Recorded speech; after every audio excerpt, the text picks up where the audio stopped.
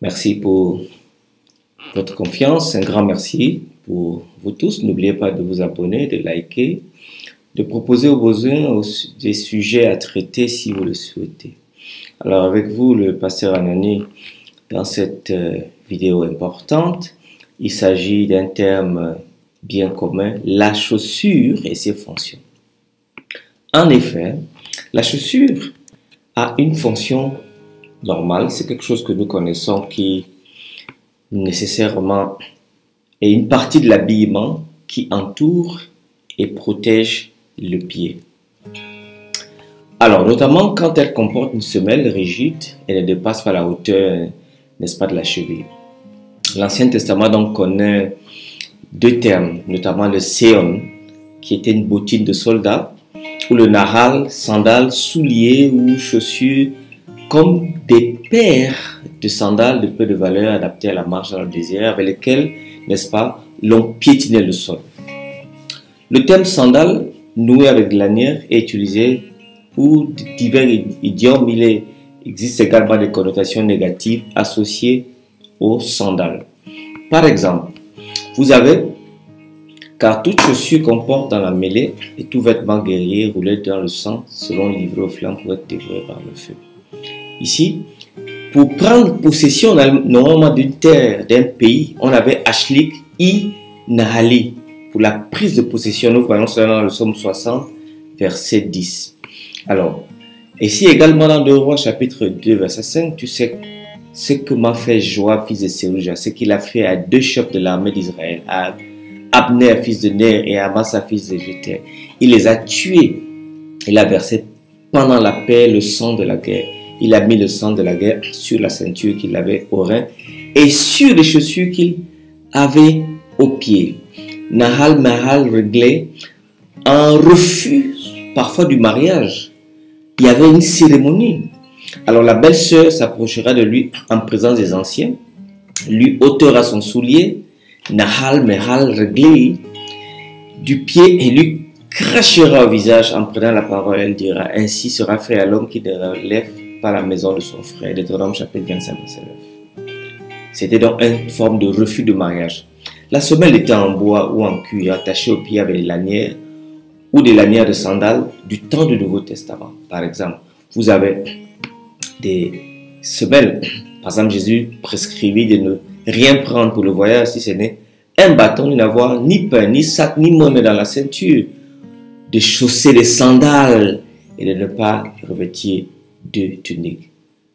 Marc chapitre 6 à 9, Actes chapitre 12 verset 8. Les chaussures de base consistaient en une semelle en cuir solide attachée au pied ou à la cheville avec des lanières. Marc chapitre 1 verset 7.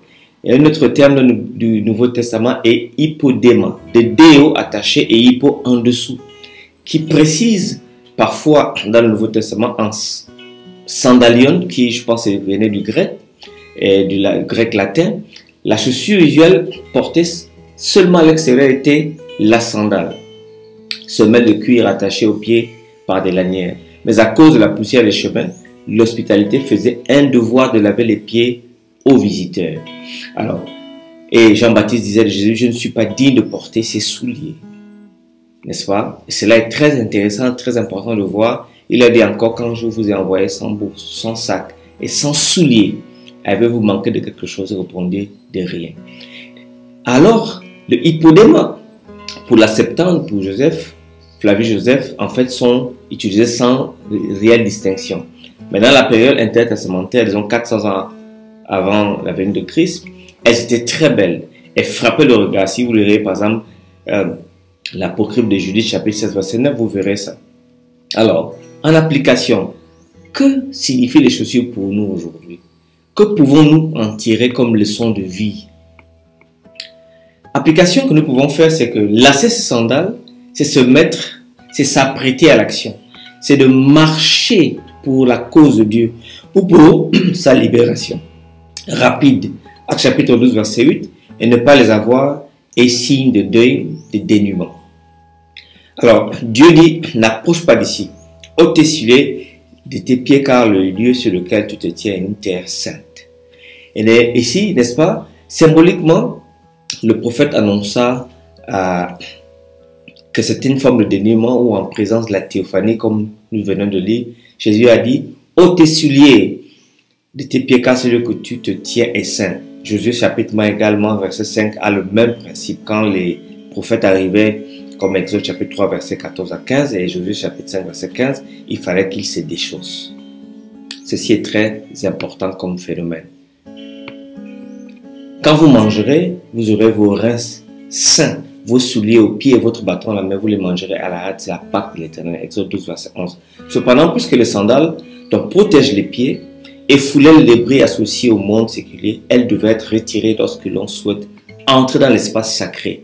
Exode chapitre 3, verset 5, Josué chapitre 5, verset 15, Actes chapitre 7, verset 33. Outre leur fonction utilitaire de protection de pieds, les sandales servaient également de symboles culturellement reconnus. Par exemple, la préparation d'un voyage qui consiste généralement à attacher ses vêtements avec une ceinture et à mettre des sandales et à prendre un bâton de marche, comme nous avons vu dans Exode chapitre 10, verset 11, Ézéchiel 24, verset 17, Matthieu 10, verset 10.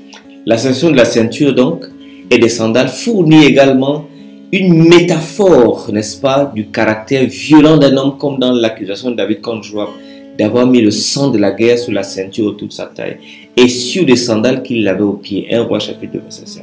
Alors ainsi, mes chers amis, restez connectés. Dimanche prochain, nous allons discuter d'un terme important. Il s'agit du scale. Je vous prie d'être toujours scotché à ma chaîne. N'oubliez pas, n'est-ce pas, de liker, de proposer des sujets que vous aimeriez voir traités par le pasteur Danny Patrick. Que le Seigneur vous bénisse et vous garde.